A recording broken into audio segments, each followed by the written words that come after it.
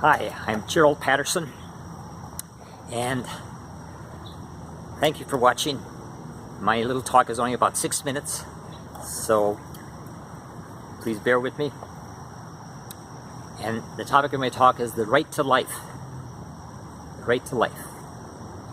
And when Mother Teresa, when she was still alive, visited America, and this is one of her quotes when she visited America.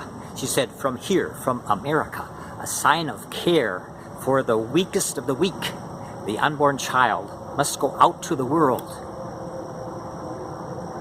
The weakest of the weak. The measure of the moral fiber, the moral character of a nation is measured in how we treat the weakest of the weak, the unborn child. Unfortunately, in this country, every year since 1973, about 1 million a year of these precious weakest of the weaks, these defenseless weakest of the weaks, are snuffed out. Their life is snuffed out. Now, I overheard someone who is pro-life saying that the DNA of the unborn baby has its own DNA. So I was intrigued by this, and I checked on Google. I said, "Hey Google, does the unborn baby have its own DNA separate from the mother?" And this is the answer I get, and I quote. It starts off with a question. Does the baby get the mother's DNA from blood transfer?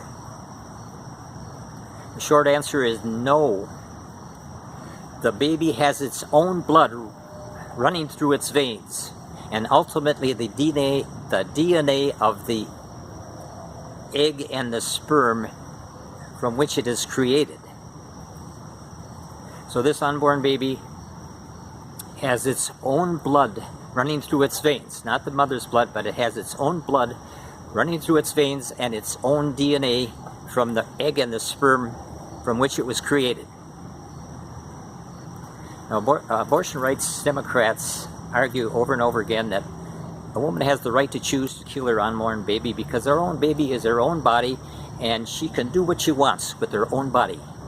But this is a falsehood. This is not science. The unborn baby is a distinct human life, and to abort this distinct human life is murder. And back in 1860, slavery was legal, and Democrats fought.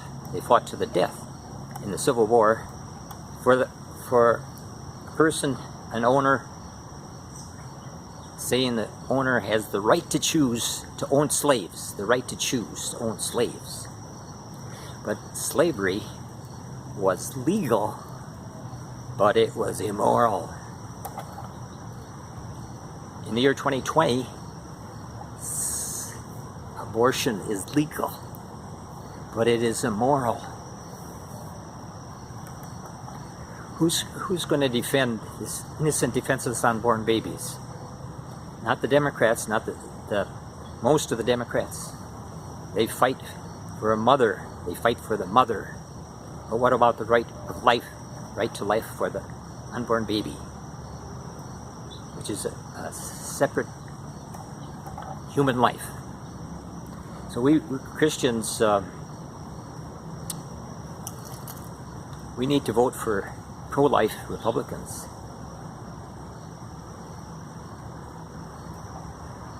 And we have to band together because this culture of death will destroy our country, the moral fabric of our country, and this culture of death can't go on.